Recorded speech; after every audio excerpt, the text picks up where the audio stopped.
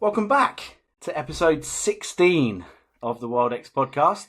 This week we welcome Jamie Hall, multi-award winning photographer and filmmaker whose career has taken him from scuba diving instructor to poker player, and from the UK to Australia's East Coast via Egypt and Thailand. Through his social media channels, particularly Instagram and YouTube, Jamie's work is instantly recognisable, and more recently has been focused on the teeny tiny magical world of macro photography. But his first love was undeniably the ocean. I've followed Jamie's work for 5 years or so now, and we've been on a group WhatsApp chat for almost as long. But as is typical of the pitfall of our social world, prior to this evening, we'd never actually spoken. So this is a chat that I, and in fact all of us, are super excited about having. So let's dive in. See what I did there? Jamie, welcome to the WildX Podcast. How are we going, mate? Good to speak to you. Hello, mate. Yeah, finally. It seems like it's, well, it has been ages. But yeah, I recall sort of chats and conversations about all things wildlife over WhatsApp and text, and as part of that sort of wider group going on for quite some time now, obviously during COVID and then you disappearing over to Oz. But we've never actually had the opportunity to speak. So it's great to finally have the opportunity to welcome you on. And yeah, as I say, we've all been looking forward to it. So how are things? Yeah, good, mate. It is super weird, actually. It's really common these days that you just have this really well sort of grounded relationship with someone that you've known for ages, but never actually met or spoken. So Yeah. Definitely COVID's been a massive player in that. We've spoken about it a lot on the podcast, actually, because obviously the three of us, well, I met Mike through social media. Andy, we met in person because I went to one of his talks. But, you know, we've got this kind of friendship group that you meet. And, you know, I know that the whole ethos of us as a collective to start with, you know, WildX was about sort of meeting people and turning what was, you know, relationships that you have via social media into actually, you know, meeting people in the flesh and sharing sort of similar passions. So it's good to be able to do it even virtually, because hopping on a plane over to Australia or vice versa isn't a 5-minute job. You're over on the East Coast, right? Yes, I'm in Brisbane. Okay, amazing. It's something, though. I mean, we've just talked about it. That's what we've done. But I've been following Jamie as well for a long time, and it's something that you do, Jamie, as well, quite regular. I know when you're over in the UK, you get together with all your mates in macro and try and meet up and go out for a weekend, don't you? Yeah, I've always been a massive advocate of doing mainly photography and wildlife stuff with someone. I just find it really rewarding. I find shared experience is definitely sort of greater than the sum of its parts. So along with sort of championing people that I consider to be very good and talented at what they're doing, I just enjoy being out with people, always have done. So yeah, a lot of the sort of stuff that I've done has been kind of trying to share experience with other people, for sure. Yeah, I remember you mentioning, Andy, when we all got together, and you said, "I've got some amazing friends." I've done it again, haven't I? Said amazing, but they're not into wildlife, and it's different when you're out with people who share that passion for wildlife and photography. That you just never seem to shut up, and I suppose that's the same for you, Jamie. Yeah, 100%. And macro, I said this on all my channels for a while, but macro sort of adds a different layer to that. Really, for me, it's very. It opens your eyes to like the wider things, the things that you don't see very much, and gives you a perspective on the world and life that I think just changes your a bit of a view on the world. So I find it very sort of fulfilling and humbling, and being able to share that with, again, like-minded people is just sort of really, really cool as well. So the majority of your work now is macro photography, but that wasn't the case a number of years ago. Do you want to talk a little bit to us about how you sort of like got involved in photography and how that all come about? Sure. Hopefully this doesn't go on indefinitely, but yeah. Yeah, I kind of, it's a little bit accidental initially coming into photography. As I sort of said to you before, Mike, I had taken some photos and had cameras a bit younger, but never really got the sort of full ignition and the big bug until a bit later on. But when I was scuba dive instructing, started to really ramp up the photography and start to shoot fish and other marine life. And I would share stuff on social media, and just mostly friends and relatives were really intrigued and very engaging with the content, because it's something that not a lot of people get to see unless they're particularly exposed to it. So I just kind of got more and more into it. Was fortunate at that sort of time. This is now, I don't know, 7 or 8 years ago, to get an award and an accolade for underwater photography. And at that point, I was kind of like, oh, maybe I should go a bit further into this. And then started doing some video for dive conservation team, and started rubbing shoulders with a very sort of well-known well-versed and very talented photographer, who kind of was a little bit of a mentor for me at that early stage. And then just with all my travel, I was doing a lot of travel photography as well, and documenting my days out, doing like montage videos, maybe a bit cheesy every now and then, but really enjoyed it and just kept on going. And then COVID grounded me back in the UK, and I was reunited with my absolute best mate, the Robin Twisserer on Instagram. I'm not sure. I think you know him, Andy. I'm not sure if the Adam other Oliver. Adam. Yeah. Great guy. Absolute conservation legend. Just one of the most hardest working people I know in terms of just doing the right thing for nature. He's a greenkeeper, isn't he? On a golf course, or certainly was. He is still. He won Conservation Greenskeeper of the Year last year, and is again nominated this year, which gave him a little grant to invest more money. But he is just an absolute nature hero. So when I was grounded back in the UK, I got more into birds, because he had been sort of shooting birds a bit more, and that kind of just expanded my knowledge. I'm always thirsty to learn anything I can, just whether it's wildlife or not. I'm very jack of all, so always want to learn some more stuff. So got really into some birds, and as we said earlier, I then stumbled across macro by chance, and specifically Luke Chambers was one of the guys who just kind of opened my eyes to this world, specifically with a heather crab spider, this pink spider. And I couldn't believe it. I was like, we have pink spiders in the UK. I was like, how have I never heard of this? This is incredible. I just love vibrance in nature. It's why I was always really into the underwater stuff, because fish are just unreal. Just the colour and the like nudibranch and all this sorts of stuff. It just seems like a different world to some of the stuff. It's a bit like your more like Birds of Paradise. You kind of get those sorts of vibes, and it feels very foreign to have that kind of vibrance in the UK. And straight away I started delving into the macro world, and I was like, oh, there's just colour and beauty that no one really pays attention to. I just got further and deeper and got pretty heavy into focus stacking, and I figured out, or through other people, sort of understood the level of detail and quality of image you can get through this technique, and just really doubled down on it, and just really went full on hard into it, and just very much started reaching out to people in the community. Jason Ogborn was another person. Literally, I'm a nobody, like on social media or anything, and I'm just like, hi mate, can I ask you loads of questions about different stuff? And they've just been like super helpful, and really sort of helped point me in the right directions, give me the right tips, and then I just kind of ran with it, really. And yeah, I just had a love affair for it ever since. And not just sort of like animals and insects, but fungi as well. I remember you putting that post up of, now I can't remember the name of it now, but you'll know the one. And it was sort of like slime coming out of it, and it blew me away.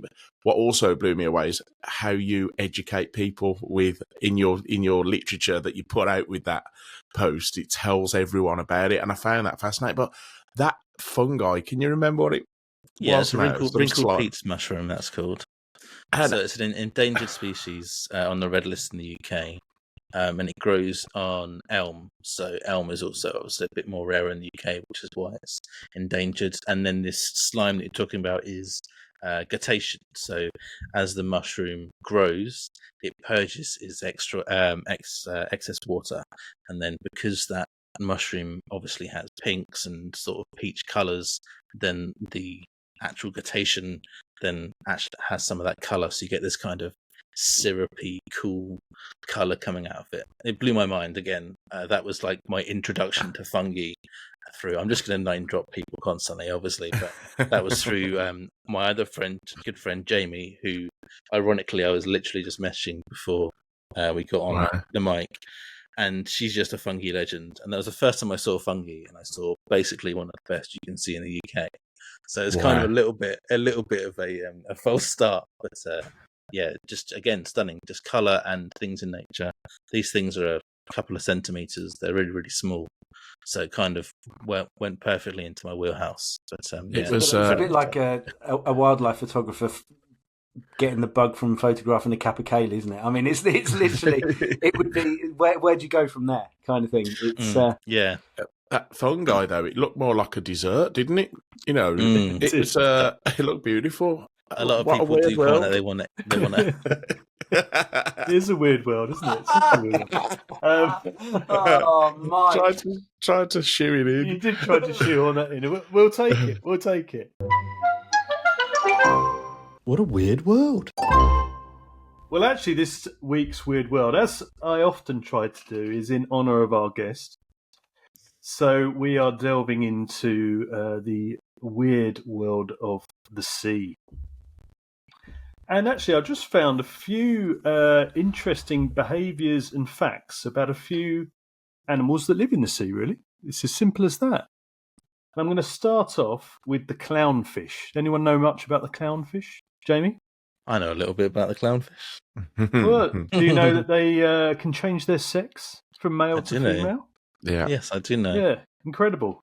So really to help ensure that the group can continue to reproduce. And they are apparently unique in that they do this based on social cues rather than age or size, and some other animals do similar things for different reasons, but for social reasons to, well, keep the population going, I guess, when there's an imbalance.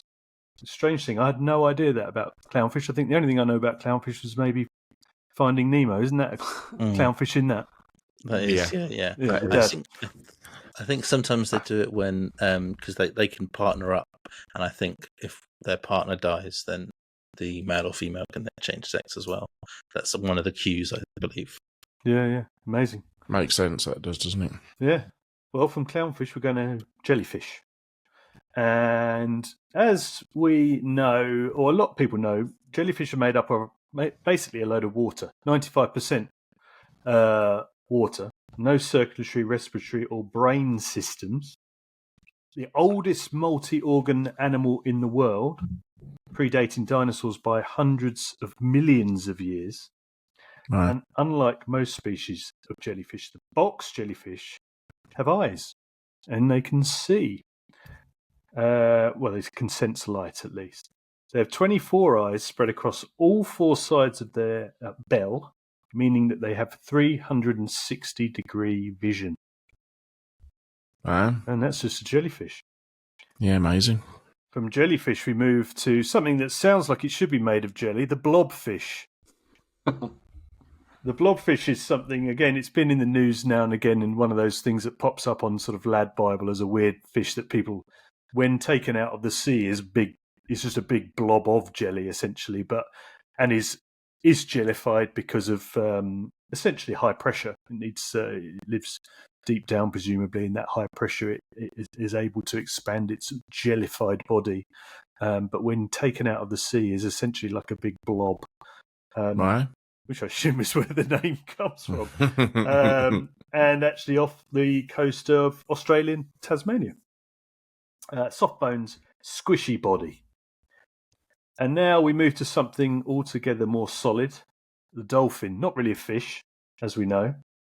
But did we know that dolphins, we know that dolphins are social, intelligent animals, and like humans, they like to maintain relationships. Obviously, humans maintain relationships by doing things like hugging and handshakes and kissing and things like that. Dolphins breathe together. You ever heard of Breathe that? together. Hmm. You tried to do that to me once when you was drunk, Andy. Breathe. Should we Mouth breathe breathing together? Yeah. I think that was breathe, wasn't it? With the D. So when they come up for air, and they breathe together. They actually synchronize, and it's a shared act which, for the dolphin, is important for creating social connections. Right, I didn't know that. Never heard of before. I'm hoping these facts are correct after Googling them. Octopuses have 3 hearts and multiple brains. So does anyone know what the 3 hearts are and why they have 3? What, as in, like, heart 1, heart 2, and heart 3? Yep. I'll give you a clue. Oh, 2 okay. of them do one thing and one of them does another. Okay, 1 is for the brain. Sort of, yeah. Or organs. Organs, yeah. So exactly, 1 pumps the blood around the rest, the whole of the body, Mm-hmm. and then the other 2 actually pump blood through the gills to pick up oxygen. Okay. So they have a lot of hearts, but they also have multiple brains. So they have their main brain, as it were, and then they have sort of, in inverted commas, mini brains on each of their arms to allow them to act independently. I don't think they're Right. officially like brains like in our head, but essentially a brain. And the final one is the damselfish. And a damselfish is a farmer. Never heard of this myself again. So damselfish grow small algae gardens. Obviously, farming and animal domestication are trademarks of human civilizations, but we're not the only species to develop. Reef-dwelling damselfish are known for farming their own algae gardens and have recently been discovered tending to domesticated mysid shrimps as well. So not only do they grow things, they actually have domesticated animals that they look after. I'm not sure what they do with them once they look after them. Probably they eat them, but there you go. So that Incredible. is 6 unbelievable animals and behaviours from the underwater weird world this I week. like that. Yeah, I Something mean, the stuff completely that, different. yeah, and there's some other stuff. It's fascinating, isn't it? We don't tend to know a lot about it that's under the water. Well, no, I think we actually commented on it in the last episode that a lot of Andy's Weird World content is stuff that happens in the ocean. And I think, it's because so much of it is, A, it's so vast, but B, it's a lot of it is undiscovered. Yeah. Well, I think realistically, I had the option of that or the weird world of macro and insects and fungi and all of that, which is equally as just as good, insane as well. Yeah, so right. maybe that'll be next week. Well, before we crack on with the conversation with Jamie, we've got a couple of topics of the week this week. One particularly topical one based on the weather, which we'll come on to second, but the first, which is similar to some of the topics that we've spoken about before, but slightly different in its own right. So, is Instagram or social media in general changing how we take and edit photos? And that's sent in by Alex Handover, who on social media is at Alex_Handover_photography. I think we've touched on it a few times. We can probably expand on it a little bit. And I know that, obviously in the world of macro particularly, James already alluded to things like focus stacking. But from an editing perspective, I think I've mentioned previously that I used to get very much focused on the image that I wanted to present on social media. And we all know that can very easily put you into very bad habits of just purely focusing on the detail, which in wildlife photography isn't necessarily the entire picture, literally. But as my photography's evolved, I definitely now look at the whole scene and then potentially do a secondary edit, which I might then post on social media. So I think I think it's hard to know and hard to give a definitive answer, because when you look at social media in general, are you looking at the image that people are capturing, or are you just looking at a reproduction of that image that is edited specifically for social media? So it would be easy to say that we're not getting affected by it, but equally, I think, when you look at what people post on a day-to-day basis on Instagram, 99% of those images are some form of close-up. I'd be interested in what Jamie says, and particularly Jamie, because I remember him wanting to put a post up on Instagram and he couldn't put it up because of the way that the crop factories within Instagram, and I can't remember what the image was now, Jamie. It was something like a whale or something like that. I remember it was a whale tail I did ages ago. Yeah, it was a whale tail, but I think it was like the picture you took was much wider, and you couldn't get it in on Instagram at the time. And I remember you sort of was really frustrated about that. So I remember. I think Instagram specifically has had a huge effect generally on how people shoot, edit, and more importantly, present images, for better or for worse. I think I've talked about it a lot on different channels and with interviews with different people, especially in macro, the portrait style, as in definitively taking a close up of a face portrait rather than the aspect or crop, is obviously massive. And I have very recently tried hard to push myself out of that habit, mainly because one of my first parts of my workflow when I get into an edit would be to crop 8x10 and then work from there. That was just always the first thing I started to do, just because habit, because of culture, and it's just, for me, it's about real estate. So I want to present my image with the most amount of detail, most amount of pixels, and that is the maximum real estate I can get from Instagram. So I'd always start like that. But then the problem would be later on, if I wanted to either enter a competition or present an image differently, all of my edit is now based off of this first port of call, which is a close-in crop. So if I spend an hour, 2 hours editing something, that is all now in the bin because I don't have a wider crop. Whereas now I will edit the whole image, spend all of that time, and then crop last. It's such a silly thing that I got into a habit of. But now what that means is once I've done all the edits, I'm now looking at a wider crop or a wider presentation to go along with my portrait or to go along with the close-up. And you'll find, or certainly I find, that the photographers I love and I'm inspired by and more recently are taking down competitions, a lot of the time it tends to be wider crops. You're looking at that atmosphere and sort of a lot more nuance and stuff within the photography rather than just smashing the detail.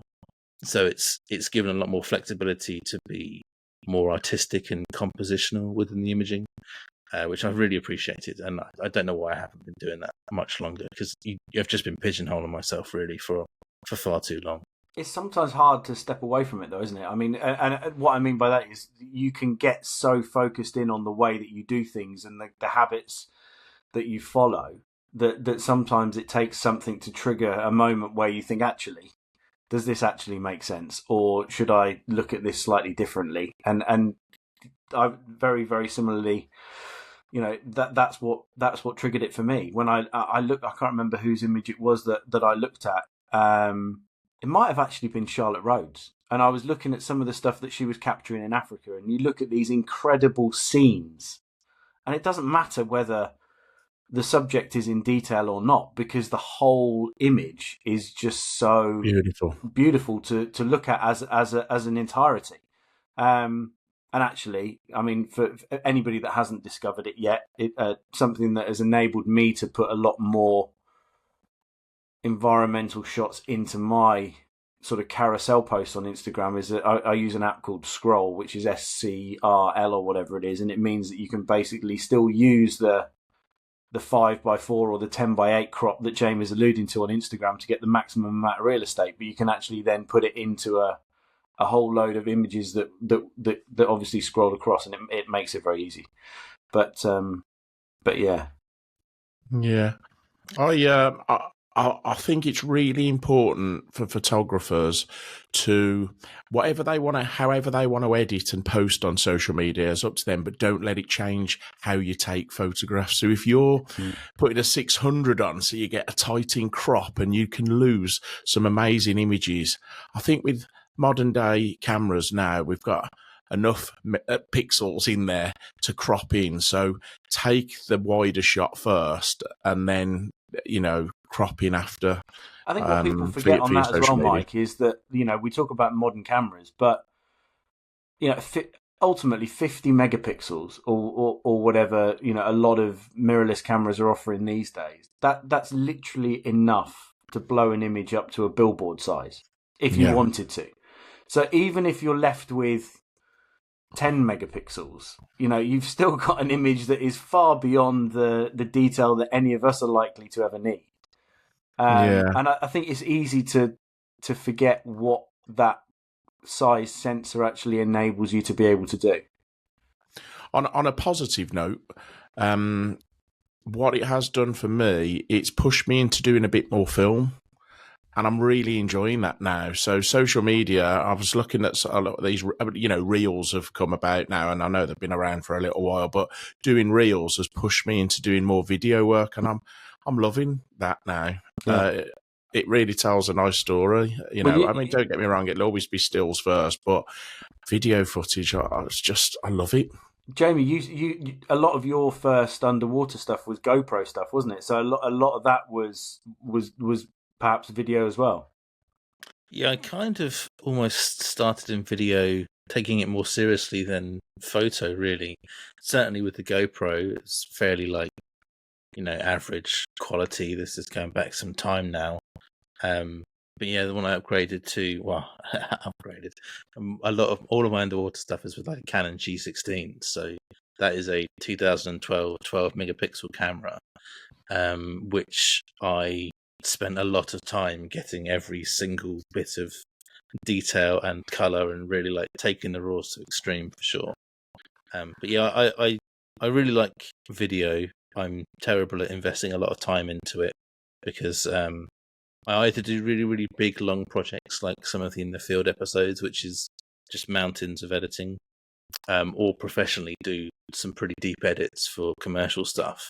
So I can be a bit slapdash with some of the social media stuff, but it's just so consumable. I think video, the rise of TikTok, there's a reason that it exploded, because we can just transfer and consume data so easily with the internet speeds and data speeds, and there's something very, very captivating about video. It definitely is more it feels more real and it's more tangible, I think, than images in a lot of respects. So it's no surprise that video has just been up on the rise. And realistically, I probably should have been focusing a lot more on this as reels became a big thing a couple of years ago.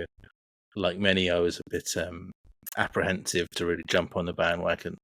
But in terms of its engagement and reaching new audiences, I think it is kind of incredible in terms of its reach that it can get. And having had a couple of reels sort of pop off or go viral or whatever, it is clearly quite inspiring to people. It's all very well seeing a close-up picture of a spider, but if you can actually see what it is and then what it was in the environment, it's again offering that education and that sort of real-world vibe. So video is super powerful. I really, really do enjoy sort of presenting stuff through video. I think for me the video, to be honest, video close up, wide. I think the world we're living in at the moment means we're constantly apologizing for advertising ourselves on Instagram and social media like we're not supposed to be. And so I have a slightly different take on this. I understand that some people might be out with their cameras hoping to get a reel, or out with their cameras hoping to get a 5x7 or 4x5 crop perfect shot that they can stick straight up on Instagram. But the reality is to get yourself out there and to be seen and to get that engagement and to get, if you're doing it for a reason where you want to work with brands or do it professionally or make money from it, and be a content creator as well as producing imagery, you need to be using it. And you need to be using what you call the real estate, the most real estate possible, and catching an eye. If you're scrolling through Instagram, that incredible image that might be close up is the thing that often stops people scrolling. I know this from some of my favorite images are my least engaged because they're wide environmental images that are backlit, or they've got something beautiful about them that I saw on the day, but they'll get 300 likes. The close-up detail shot that is impactful with snow or rain or whatever it might be will get 10,000 likes. Mm-hmm. So to me, I think you have to do both if that's the game you're in. If you're just taking photos and that's what you love to do, then do it. That's absolutely fine. Like Mike said, everyone's got to do what they want to do that makes them happy. But I think if you want to be seen and build that profile, I think you kind of have to be thinking about both. Like, take that beautiful shot, but understand that when you edit it and put it on Instagram, the engagement comes at a risk if you don't crop it, or you don't, like Adam said, add a carousel that shows it, or like I do sometimes where I zoom across the image, across a wide image and I zoom in, use CapCut or whatever it might be. So I think it is changing, but like TV advertising used to be massively powerful, and magazine advertising used to be massively powerful, Instagram, Facebook, X, Twitter, whatever it is you're using, that's the powerful platform that we have now. And so there is this kind of negative connotation that, you're only doing it for likes and follows. Yeah. Sometimes I am, because I'm building a platform, I'm building a engagement, I'm building a profile. And I can't really apologize for that, because if you apologize for that, you'd have to you get every brand in history to apologize for making a TV advert. It's no different. It's just a different platform. The funny thing I think about the sort of quicker, easier consumable things like the Reels is that I have spent a good couple of hours with feasibly higher end production value and make it polished and clearly of a reasonable standard, and they never go anywhere. The more effort and time you put into it, the worse it is. There's definitely this kind of raw appeal that comes from this more like fly in the wall, or someone's just got their phone out. And all the Reels that I've basically slashed together in minutes that I didn't care about and thought were average are the ones that have just gone off. There's just something about that people don't, or the general public don't seem to care about production value for that, which is good in one way because everyone can kind of do it. But then this can be annoying because we go really granular on getting this high-end stuff. It looks really polished and everything's perfect. It's useless. Being polished. Go on, mate. I was just going to say, being polished is almost not relatable, because 99% of the population can't produce an absolutely perfect, polished, great grey owl slowly turning towards you, in this sort of 4K beautiful slow motion. But most people can relate to you falling up the stairs trying to get a picture of a spider. It's just one of those things. People love that kind of relatable content. Now, I'm more cynical. I just think Instagram wants to keep you guessing. You think I've put all this work in, right? Yeah, we're not going to give that any exposure. That person's just popped that up off an iPhone, and we'll give them loads of exposure. There's certainly no pattern to it. Good question by Alex, though, and very good. I think it's if it's an answer of two halves, Instagram should potentially affect how we edit an image, but shouldn't affect how we take it. So, you take the image that you want to keep, or like Jamie says, that you want to enter into a competition or print or have hanging on your wall. And then if you, from a secondary perspective, want to produce something for social media content, then edit it differently and kind of play the game. But don't allow it to override how you want to capture it and the enjoyment of doing that in the first place. Yeah. Be true to yourself. So our second topic of the week question this week is rather topical, particularly based on the weather that Mr. Phelps has had up in the Midlands. And as today has been the first day of UK snow for this winter, it's a question for all of us. What are our favourite weather conditions to photograph in? And that question's been sent in by Bazza, also known as Barry Jukes, aka my dad, who on social media is at Barry Jukes, for those of you that want to give him a follow. He's a legend. He's an absolute legend, that man is. It's quite funny because I do remember a story. Just going, well, it's not going off topic because it's talking about the weather, but Mike and I were up in the Peak District on a bit of a lads photography trip back in May, and my dad has a healthy obsession with the rain alarm app on his phone, and he was literally sending us real-time weather updates for our trip to the Peak District. It was brilliant. I loved it.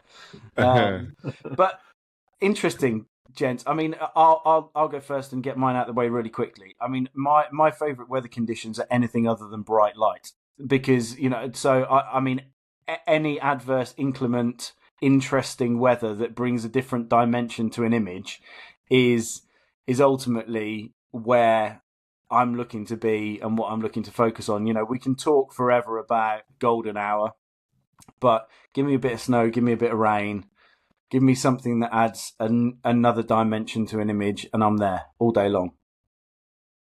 What's ideal for macro photography, Jamie? Well, for the macro that I'm focusing mostly using on-camera flash with diffused light, I'm basically looking for shade. So I want all of the light to come from the diffused light rather than any natural light, which is going to often blow out the image. So similarly, like if you're shooting a wedding or events, whatever, a nice overcast day just gives you really nice diffused light. So I'm generally looking for shadows, but often pointing towards lit areas, so you get all the natural light coming through in the background, so then you get some of your vibrance for sure. But otherwise, as long as I'm using a diffused flash, I'm either casting shadow or in the shade, or as I allude to in some of the videos, if you have someone with you, they can often be your sort of shade block. So if we go out for a macro tour, we're often like standing over each other and trying to get the light in the right places, but optimally looking for shaded areas for sure. It's actually really hard in Australia because it is so bright and so sunny a lot of the time, plus with the sort of flora being quite pale and bright a lot of the time, especially if it's a bit droughty, the natural light that creeps in can be super hard to manage for macro. Even if I'm in the shade or casting shade, it can still creep in because I'm focus stacking it previously to very recently, a 50th of a second, trying to isolate to have not any light come into the image and just use the flash can be really troublesome. And because it is quite slow, you can get motion blur very easily, which will just destroy a focus stack. So my whole time is trying to isolate light specifically for the focus stacking. Yeah. Jamie, that's why you can tell. Sorry, mate. Just quickly, that's why you can tell who the macro photographers are. They've all got burnt necks, where they've always got their back to the sun. You see, so you see they've got red necks. No, I was just going to say just to interject, and while we're mentioning, I was actually going to ask earlier, but just for those listeners that perhaps aren't as au fait with macro photography, just literally high level focus stacking explanation just to describe it and outline what it actually means and what it is to anybody that doesn't know. Yeah, so super simply, specifically in macro, when you're very close to a subject, your depth of field is super shallow. So the higher your magnification, the lower your shallower your depth of field. So if I am close to something like a ladybird, for example, and the ladybird is filling most of the frame, my depth of field or my plane of view is going to be a couple of millimeters. So focus stacking basically works to take individual images from the point that you want to focus at the start. So let's say I want to stack the whole thing. I would take a picture of the very, very front of the image, and then in increments of those millimeters, I then continue to take photos through the subject. For a ladybird, maybe it'd be 30 images. and then they are blended in third-party software. So I'd have 30 images with like one tiny slither in focus and the rest blurry, and then that all then gets blended together. You can also do it in Photoshop, and then what you're left with is an entirely fully detailed image and the whole subject in focus, which can sometimes look a little bit flat. Ideally, you kind of want to find a bit of focus fall off for a lot of subjects, so you get a bit more 3D in depth. But for a lot of things, if you're doing a super close-up portrait, then you're just absolutely smashing as much detail as possible. But the focus stacks I normally do are 30 to 50, but often for some very small subjects, getting up to like 100, 150. I did one of your workshops, didn't I, Jamie? I, like yourself, love to know, little bits about other photography that I don't know, and the reason for that is you can transfer that across, and I absolutely did when I did the workshop with Jamie. But a lot of people think, oh yeah, you just run it through. Well, you can run it through like an auto photo stacking process in Photoshop, but the really, really good guys, I mean, Jamie, you will get those images and then you will painstakingly paint in each individual bit on each image that is in focus and mask out the others, and then onto the next image. And it's a massive process, and it's mind blowing when you're seeing it done properly. But the difference when you look at an image that's been stacked correctly is second to none, isn't it? Yeah, there's a lot of technique in getting the stack quite good in camera, being very, very still and just having good stability generally. And in terms of the editing, if a subject's super still, it will often come together pretty well. You get areas which in macro we call ghosting, where there is like a lack of detail in overlapping areas. It's pretty hard to explain, but generally on the sort of fringes of things, or if something is sticking out or protruding, or a part of the subject's overlaying the other part, you'll get parts not in that don't have any detail in them. But the real challenge is when you have subjects moving. Obviously, not many insects tend to stay still for very long. So trying to capture those stacks can be painstaking because they're constantly moving, and you're trying to get, even at 10 frames per second, you're still trying to get something staying still for 3 seconds for 30 images. But if they are moving, trying to then recover the stack, when if you look at a stacked image of a subject that's been moving in any way, then it just looks wild. So antenna is like one of the absolute worst things. So everything can look fine and the body looks great, but then the stacked image has like 30 antenna on it because they've moved everywhere constantly, and because they tend to be quite long and not in the same distance from the lens, you then have like the little parts of the antenna, some are in focus, some are not in focus, some over here. So then I call it like jigsaw stacking, where you're literally taking each individual part and then slowly like moving it into place. And then that's a bit of a rabbit hole that can get a bit wild, but it's super impressive. When you spend like just 2 hours trying to get the raw looking like it's from the real world and not from Mars, it can be super rewarding to sort of finally look back, but it can be daunting. You can just sit there and look at it and be like, this is going to be a massive slog and it just might not work. But the fruits of your labour are very, very cool when it all comes together. And Jamie, for everyone listening in, and me actually, I remember a few years ago, Jamie Thorpe sent me a stack of images, the Bug Ninja on Instagram, sent me a stack to edit just to see what I could do, and I sort of did my thing and played around with it and created a nice image, and people were interested in it. But the ghosting and all that was not through Jamie's raws, through me not being able to work out which bit of the stack to put together, quite frankly. But the one thing I remember not asking Jamie at the time was, when you're taking a stack of 100, are you just keeping your finger on the trigger and just manually focusing through and back kind of thing? Is it as simple as that, or is there what's the technical side of it for those who don't know, including myself? So there's two main ways to focus stack, depending mostly on your gear. So I would separate them as DSLR realistically and mostly OM system, but some other brands do offer the same functionality. when I first started, and still some people use DSLR. Luke that we've spoken about, he's downgraded. I did an episode with him like 3 years ago, and he had a terrible camera, and now he has an even worse camera. It's insane. It's like a 200 quid second-hand camera with a Sigma second-hand Sigma lens on it, wasn't it? Sony A6000 or 66,000. It's honestly a piece of shit. It's terrible. I don't know how he still gets incredible images. He's just a talent unto himself. So with DSLR, comparatively, Macro by Rory is using an R7, so he's doing it all manually as well, but a much nicer camera. That is done manually, and that you would use two different techniques. So you can either push through, so manually go one image and move forwards, one image, move forwards, but you are doing this on burst mode. So you're kind of illustrating now for you on video, but trying to think how to make this good for audio. But you're rocking very slowly forward in millimeter increments while it's bursting through. So camera's going chat, chat, chat, chat, chat, chat, chat, and the entire distance of your movement would be a few millimeters. Yeah. So that would be the manual DSLR way, bursting, holding down the trigger. And then focus bracketing would be the functionality that OM systems specifically use, which is the camera that I have.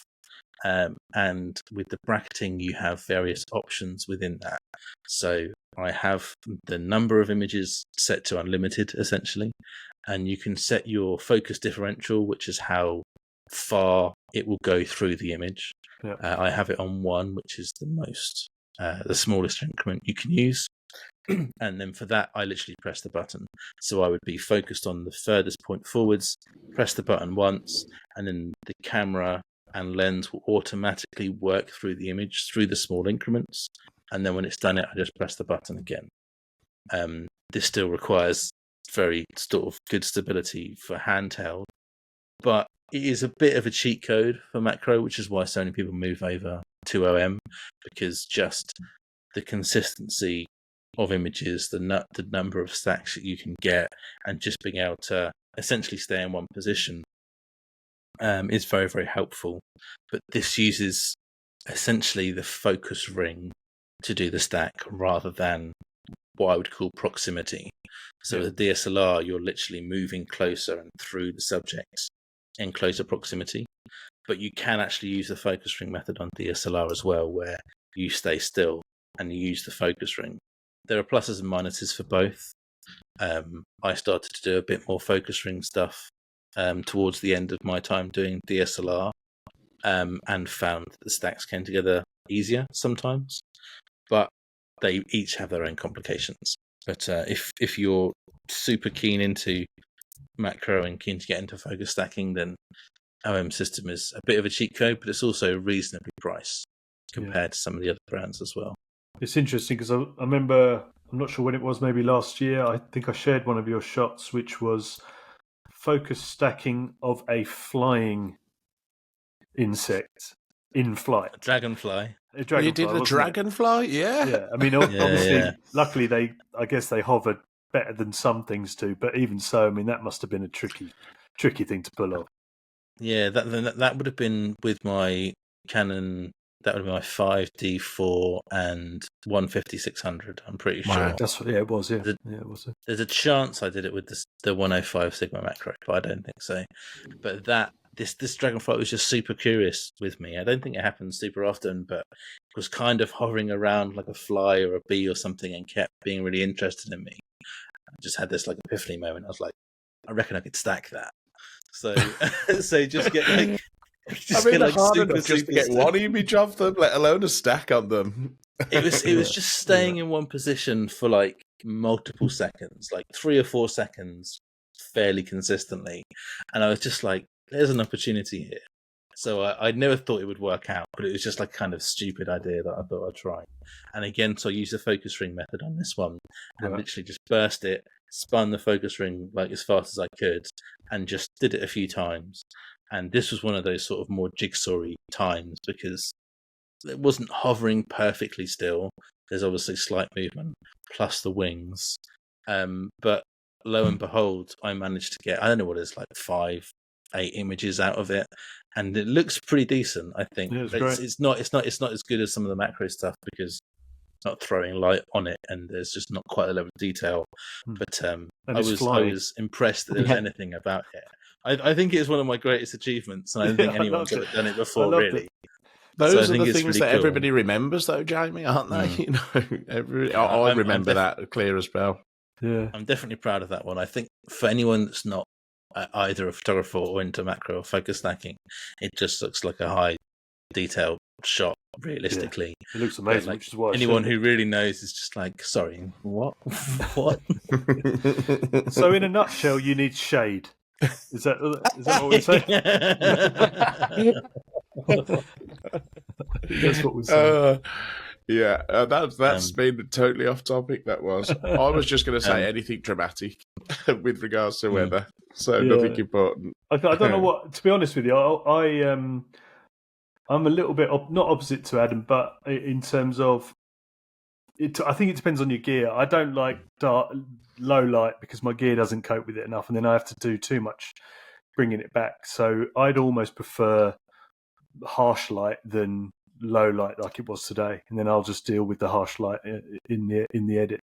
I get more opportunity because I can wallop the shutter speed up and things like that. I do different things, whereas low light like it was today was just an absolute bugger and not much fun at all. Need to move to Australia, Andy. Yeah, I do. Yes. What are you shooting with? What are you shooting with, Andy? I'm on an R5, so the body's fine. It's just the 100 to 500 RF. Is just it's a 7.1 at 500 mil. So on a dark day like it was today, you know, it's just not really what you want to shoot at. Not if you want to get close up and get those really sharp Instagram close ups and get that engagement up.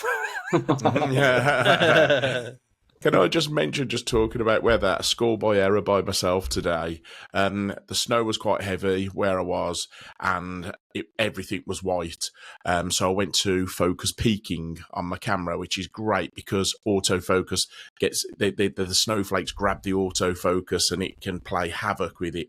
So I go focus peaking, and then if anybody that doesn't know that, on your camera when you're looking through the viewfinder on a mirrorless, it will show you what's in focus. So I choose a blue colour. So by the time the buzz had come down, the snow, a lot of it had melted. The background was a lot darker. So when I was at sort of like, I think I was plus 1.7 on exposure compensation, the focus peaking was blue, which was covering my snow-covered perch. So I'm like videoing, thinking it's fine. I've got it back, and I'm like, I've just blown all the highlights. I actually talk about it in my video that there's a fine line about like not blowing your highlights. It's exactly what I've done. So yeah, just check it, turn that focus peaking off, because it actually does mask your, your subject in your perch. And because the perch was covered in snow, I didn't realise that it was being blown out. No. So yeah, isn't that what Verity, our last guest, said? Is that you let the camera get in the way of the photo? Yeah, absolutely right. Yeah, and I did. I absolutely adore snow. It's definitely one of my favourite weathers, but it is horrible to shoot in. Trying to exposure compensate for all the different lights and darks can be an absolute mission, especially if it is actually sunny. Yeah, it is. We've spoken about it before, but I do a trip to Norway every year, and Mike and I are taking a group to Norway again in January, and it's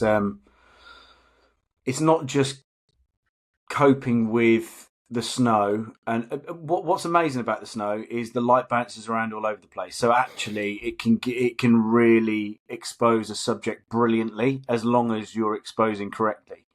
But what it obviously does is, the minute that you get a bit of increased light from, if the sun comes up and it's snow, then everything blows out, and then you just have to think about high key or whatever. Try and be a little bit creative with it.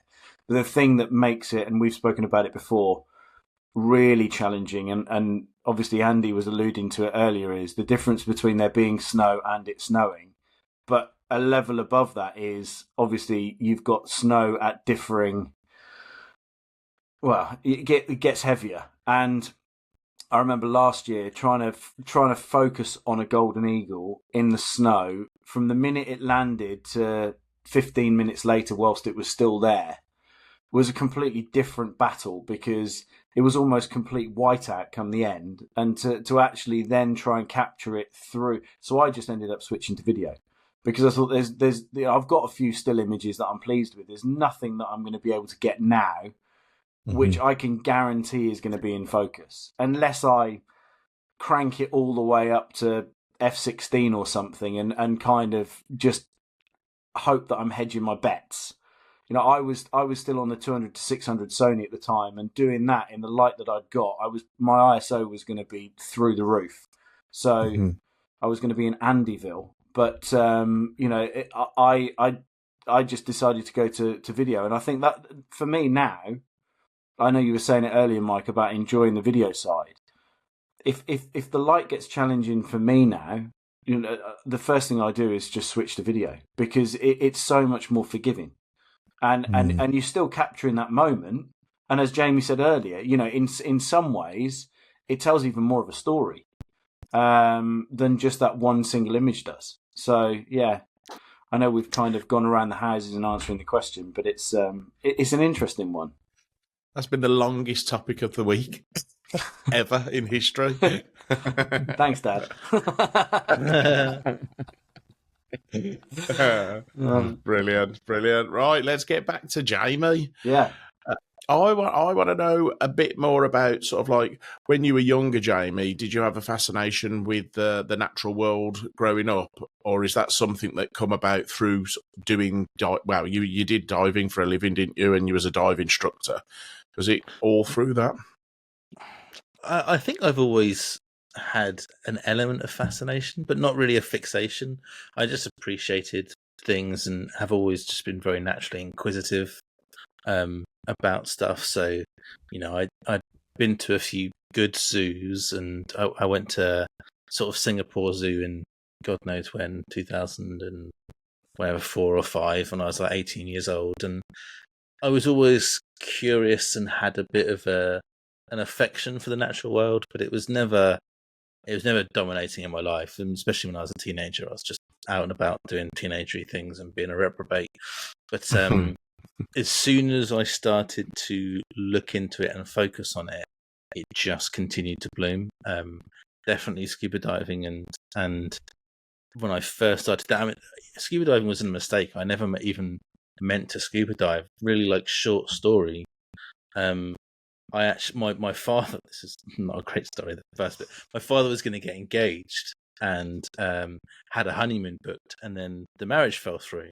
So he had this honeymoon with this like honeymoon suite in Mexico booked, and then his missus is obviously not really around. It's like, do you fancy a holiday? I was like, shit, yeah. So got a free honeymoon holiday with the out of old it. man in Mexico.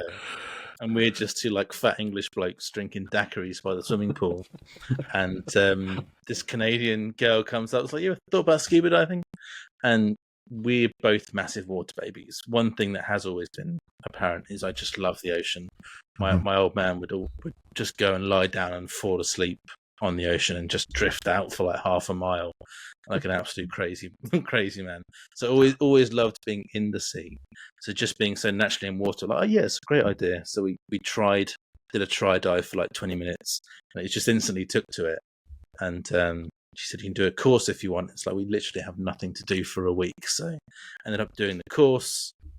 She thought it was a joke because we just took to it so easily, just so comfortable in water. And she's like, is there someone filming this? Like, you shouldn't be this good. I'm like, no. So I think as soon as I started that, I was then very fortunate to dive the cenotes, which is sort of underwater caves in Mexico, very famed and well-regarded sort of diving. So that was kind of a good start and birth into it. And at that point, I think I very much became fascinated with it. And then it just continued to get deeper and deeper as I did more dives and pursued it. I think I just started to pay attention to nature more. And then joining on to the rest of the story, just learning. You were saying about the literature I put with posts. So when I started posting the fish initially, some knowledge I would have, but most of the time I wanted to learn. So, and still now when I'm posting literature, sometimes I'll just know stuff because I've been doing it for a while now, but I'm like, okay, what can I find out about this? So I'm kind of learning in real time as well, and use the caption for images as my opportunity to learn more about the subject or the particular life. So that has always been a driver for me as well. It's just the consumption of sort of knowledge around the nature. Right. Yeah, And you mentioned, obviously, then you started doing photography underwater. Started off with like a GoPro, which I've done a little bit just by scuba diving, and I love it, absolutely love it. But obviously, it can get really expensive. But looking at some of the underwater gear that you have to buy, I mean, is it mainly about lighting? I mean, obviously, you've got a body that needs to protect your camera from water, and then is it like a rig and lighting? I don't know.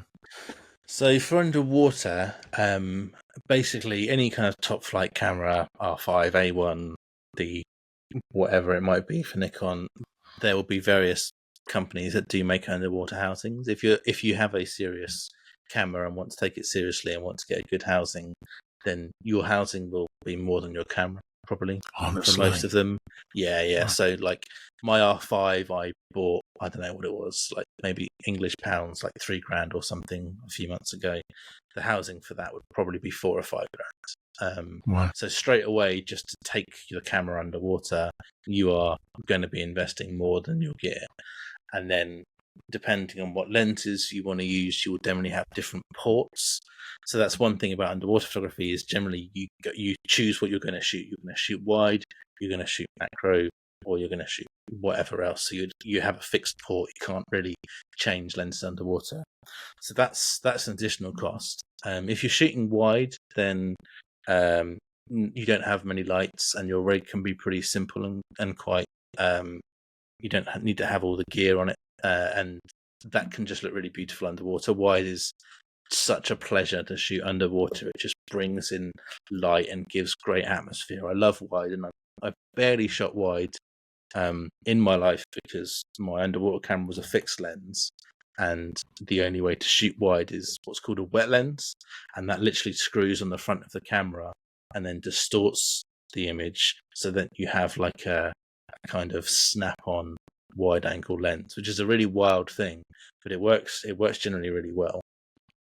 But then for macro, for sure, you need to start introducing light to get good color. Underwater photography is very much color focused. I have a reasonably high sensitivity from color, just because when you dive, as soon as you start to go down, you lose the red part of the light spectrum, which is why all underwater footage and stuff all looks blue, not necessarily because the sea is blue, but because the red light can't penetrate. And the deeper you go, the more red light you lose. So with macro, adding light reintroduces red. So then you'll see generally that most macro, the color representation is correct because you're using a different light source. Whereas if you shoot natural light, then you'll just get a very bad blue hue. And the same for video. You can use video lights for macro, introducing red light, looks nice and colourful. But if you're just using a GoPro or not having lights on your gear, then you have everything very blue. So then your colour correction is one of the first things I really got heavy into was colour correction for underwater footage, which is a lot of the time introducing red light where there isn't any red light and compensating for that. That's probably no answer to the question. No, it's fascinating. Yeah, it really is. But yeah, I mean, with that and macro, I guess you've got to have a fairly technical mind. Do you think you've got a sort of technical mind like that, Jamie? Because I think you've got to learn quite a lot of processes, gear, even the edit afterwards. There's a lot to learn, both underwater and macro photography, I guess, and having that kind of a bit more of a technical mind and being able to pick that stuff up probably helps quite a lot.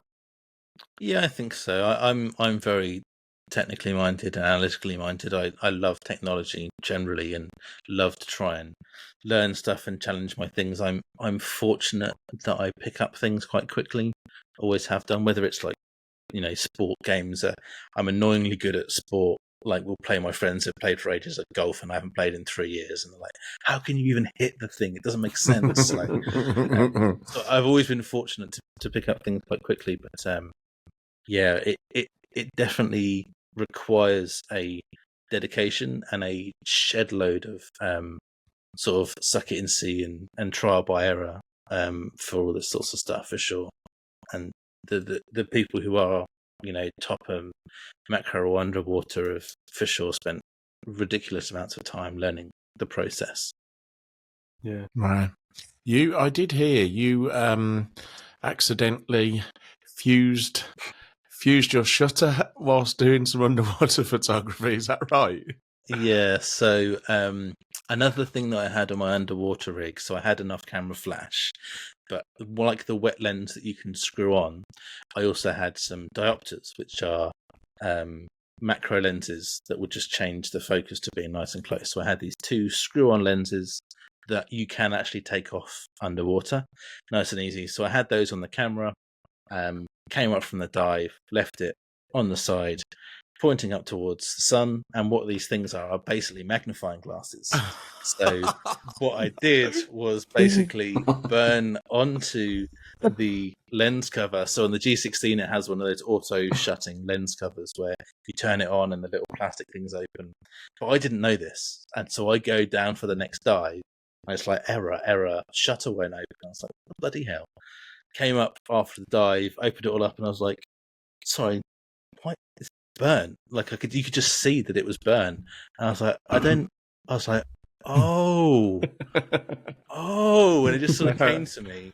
And I did a really, really stupid thing. I was like, I'll just pry this open. So I got like a knife and just like kind of clicked it open. But just like a dick, I scratched the lens and just put it in too far. And because it's fixed lens, like just tough titties. So I basically rendered the camera useless from my for not being able to wait. So yeah, I mean, all of my shots after that required me to fucking fix all this little dots and spots I had on it. It was a nightmare. So that might be a little bit of advice for anyone, in the water or out the water. If you have got your lens cap off, do not point your lens towards the sun, because effectively it's a piece of glass and it could be a magnifying glass. So, you don't want to... it's a very, very expensive mistake. Brilliant story, though, mate. I have heard of people also melting their like internal... So such bad photography knowledge. The splines thing, whatever they're called, that open and close, actually have like faulted those and destroyed their camera doing that as well. So yeah, those bits we're going to have to remember, though. We don't need to know the name of them. No, exactly. I'm annoyed I don't remember, honestly. I also wanted to speak a little bit about, I know we've talked in detail about macro, but with regards to the gear, and you've touched on it, and is that why a lot of people are now changing to OM in the macro world, because of the bracketing function? Because a lot of people who I know who do macro have all switched to OM systems.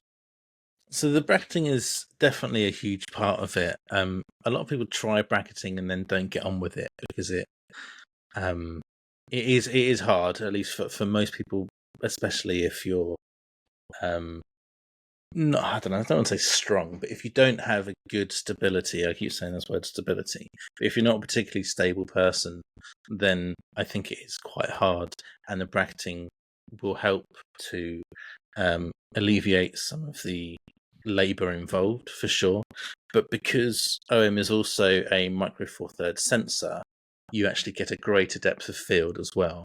This is a very long scientific chat to have to people, but essentially a full frame gives you a more shallow depth of field and more bokeh, and then reversibly the smaller sensor will give you a greater depth of field. So for macro, that is also more desirable, because you're then not having to either have so many images because the depth of field is greater, or for single shots, even if you're not bracketing, a lot of people are amazing macro photographers and not doing focus stacking, you will again get a greater depth of field, or a wider depth of field, should I say,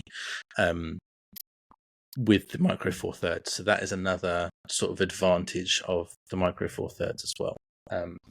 Also, just the form factor. The OM system stuff is very small, very light, similarly to like Sony compared to Canon.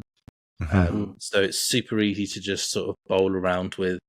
A lot of people who are not up for having a big cumbersome camera and big lenses and so on. Someone like Jamie, for example, this Forest Floor, she just loves it because she could just wear it around her neck. Super light, one-handed stuff, So it definitely comes with a few advantages. If you're holding it, if you're going to hold something relatively still as well, the last thing you want is a big, heavy, cumbersome camera. The smaller and the lighter, I suppose, the better. Yeah, and especially when you think you've got the flash and the diffuser and stuff on there as well. So, like trying to do my 5D with a big flash on it with the diffuser, there's some serious weight there. But the OM obviously makes that process a bit easier. The only thing that's a shame is Micro Four Thirds is limited in megapixels, so you're only getting 22 megapixels with the OM system, which for the most part, when you are throwing light on something so close and it is diffused, like the quality of the image just blows anything else out of the water. You're essentially studio shooting out in the field because you're using optimized light. So you do get a really good quality of image.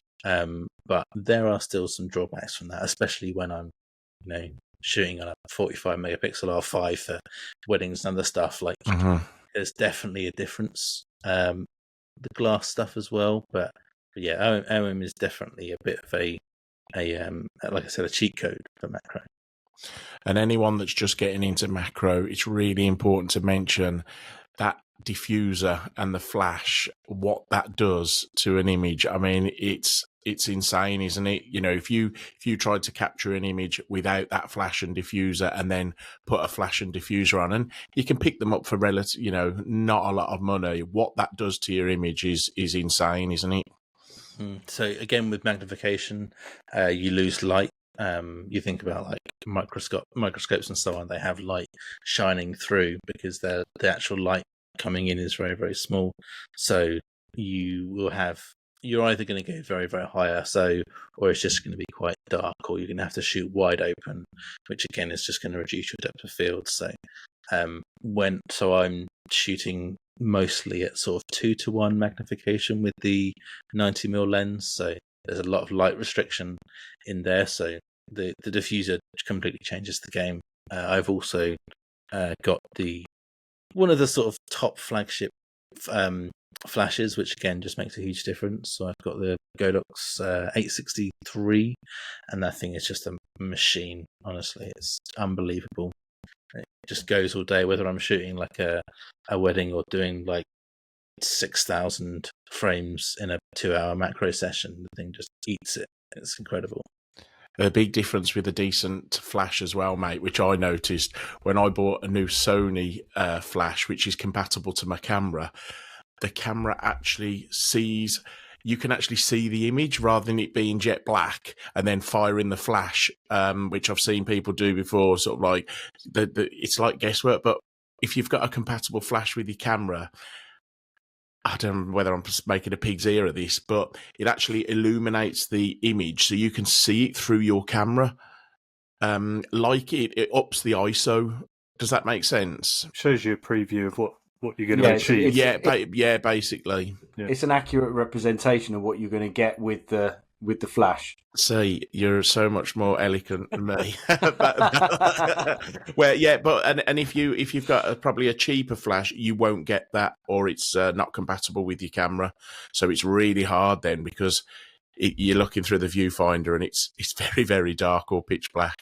But one thing I should just say, just as a point of interest, so this flash also has what's called a model light, which is essentially a permanent light that you can use, which has its uses for commercial stuff, but specifically for macro, one of the best times to shoot macro generally is either going to be super early in the morning or just at night time, especially in Australia. All of the bugs and stuff are generally sleeping or less movement because it's cold. So I do a lot of shooting at night time, at the dead of night.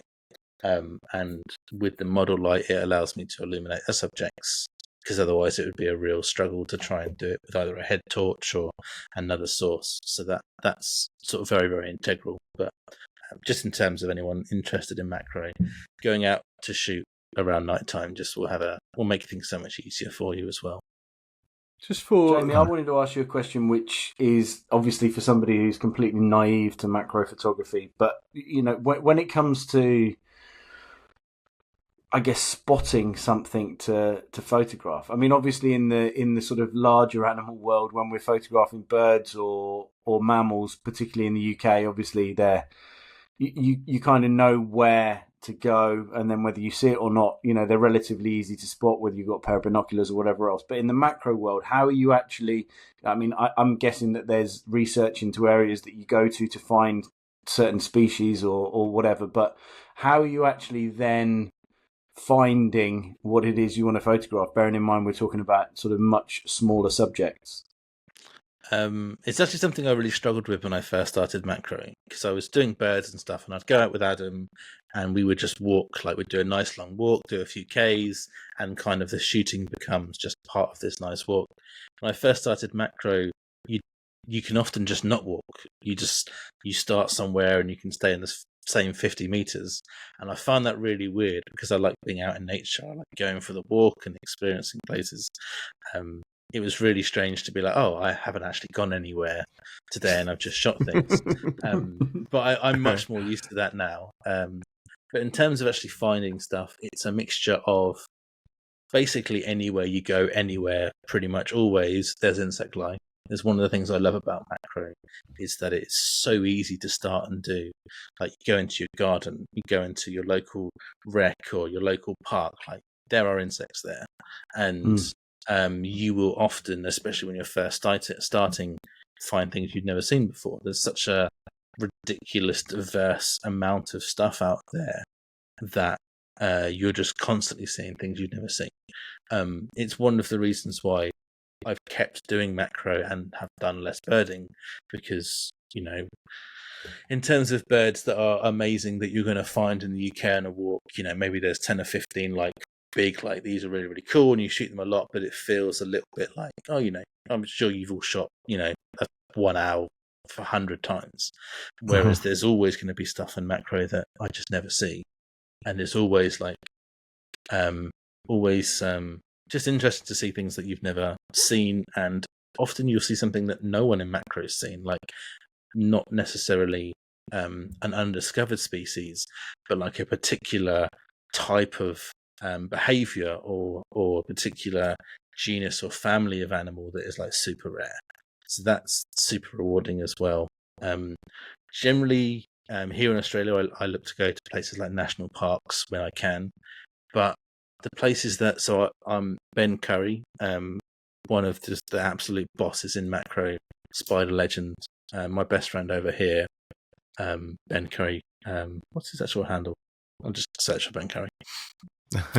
We just go like to anywhere reasonably like nature, like on the side of parks, to just anywhere with some sort of varying habitat for sure, and just basically chance it a lot of the time, always just looking for different things. Using things like iNaturalist, obviously for things like peacock spiders, for example, tiny subjects, completely amazing, but they are quite localized in their variations, so always looking at things like iNaturalist and other logging stuff.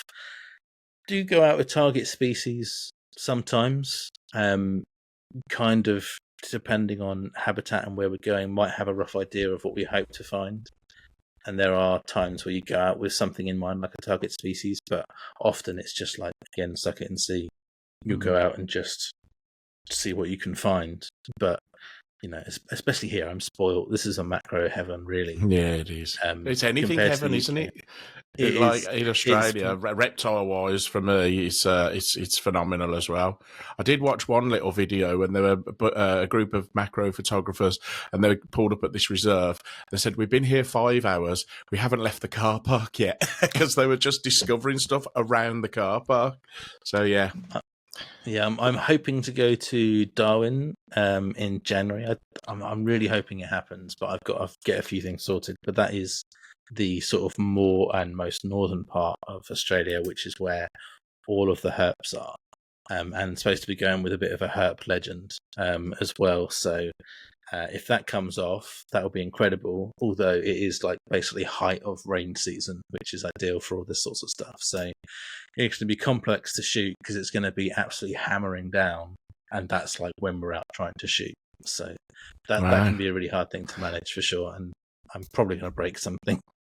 I used to keep and breed carpet pythons, and I had a pair of Darwin carpet pythons, which were the original albino carpet pythons. They were discovered in Darwin and got the name Darwin carpet pythons. So yeah, amazing place. Yeah, nice, keen. Very lucky. The museum here in Brisbane, I went there a few months ago. They have just a ridiculous museum, so much like cool taxidermy, and then they just have like unlimited drawers, or you open the drawers and it's just like arthropods and insects, and I'm just like kid in a sweet shop by myself, just like all of this crazy cool stuff. And they had written on the wall like Australia is like, it's called super fauna or something like that. It's like one of the most biologically diverse places in the world. Wow. It's just obviously so vast, and the different climates and topography and habitats are wild. So you just get crazy cool stuff here, and you can just discover things. Have you had any bad experiences yet with some of the very venomous creatures that you've got over there? Absolutely not. I don't. The chance of anything hurting you at all is so slim. Like the same as underwater. Like people fear sharks. I've dived with sharks many times. Like it's just not happening. Sure, there's a chance, but you're much more likely to get hit by a bus. When I was in WA shooting peacock spiders, this, I think it's called a dugite snake, one of the sort of top 10 venomous snakes in the world, just sort of came between us, and my mate's like, "Oh yeah, that's a dugite," and I'm like looking at my phone. It's like one of the most venomous snakes in the world. It's like going between my legs. And I'm like, all right, cool. There's a couple of places where I know that there was a place there where it was like full of tiger snakes, which are reasonably well known for giving people a bit of problems. But if you're responsible, it's just not going to happen. And like spiders, they obviously have the black widow here and the funnel web, but no one's even died from a spider bite for like 50 years. It's just so rare that any of this stuff happens. So I don't really have any fear, but there is definitely this idea, even inside Australia, that you have to be careful because you're going to find something where you're going to get hit. But I think it's super, super unlikely. So I don't really contemplate it at all. I think all wildlife will avoid us at all costs, won't they? Unless you trample on it or you corner them. So yeah. I'll tell you, the most dangerous thing in Australia is that magpies. Honestly, there's so many things here that are so like iconic that you just wouldn't think about. But basically, quite a few birds here will swoop you and attack you if you go near them at nesting time, and magpies are one of the most famed ones. So a lot of the time, so I'm in a residential area here, and the walk to work to school for a few friends, there's like a magpie nesting, and they swoop quite a lot. You see signs that say like warning bird swooping, and a lot of people on bikes, this is like really funny the first time you see it, their crash helmets, they have zip ties put through the grooves pointing upwards, so everyone has like spiky helmets coming out, and this deters the bird from actually swooping on you.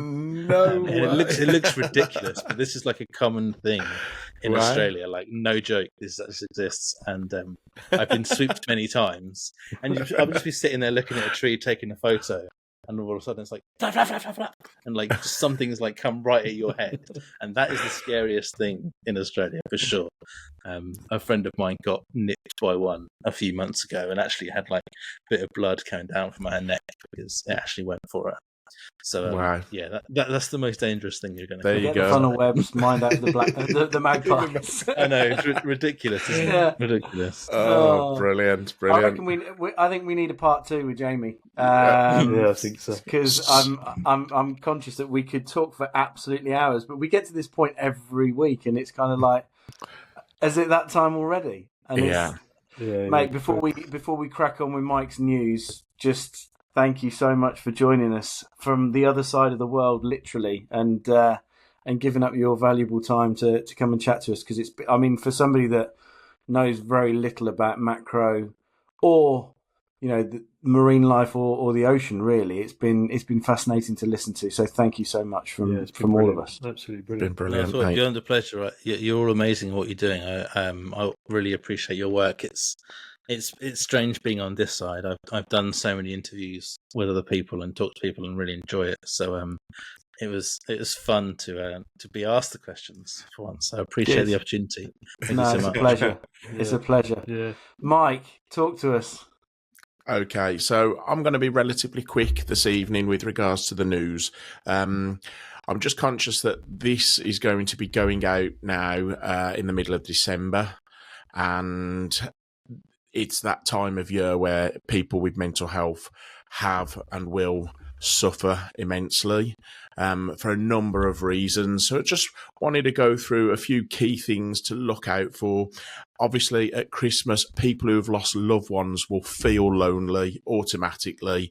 So if they're on their own at Christmas, if you know someone that's going to be on their own at Christmas, just reach out to them. If you can invite them round your house or you can pop round to theirs, then it's just something that I think could potentially mean, the world to somebody that's sat at home probably thinking of someone that they've lost and probably don't want to be here anymore. The other thing is drinking around Christmas time. There's a lot of drinking going on, whether it's Christmas parties, house parties, or you're out with your friends at bars and clubs. Obviously, we all know what the dreaded drink can do sometimes, if people get out of hand. So there's troubles that come with that, but also people who have probably struggled with drink in the past and are either in recovery. Just being aware when you're with those people, or if you know that anybody is a recovering alcoholic, that, don't start throwing drinks in the face because, and don't assume that everyone wants a drink, because that offering that one person a drink could be the excuse they've been looking for. So just be a little bit mindful of that. And then the other thing is financial pressure at Christmas. We live in that world now, keeping up with the Joneses and, buying children expensive presents, clothing, loved ones, girlfriends, expensive stuff can put massive financial strain on people.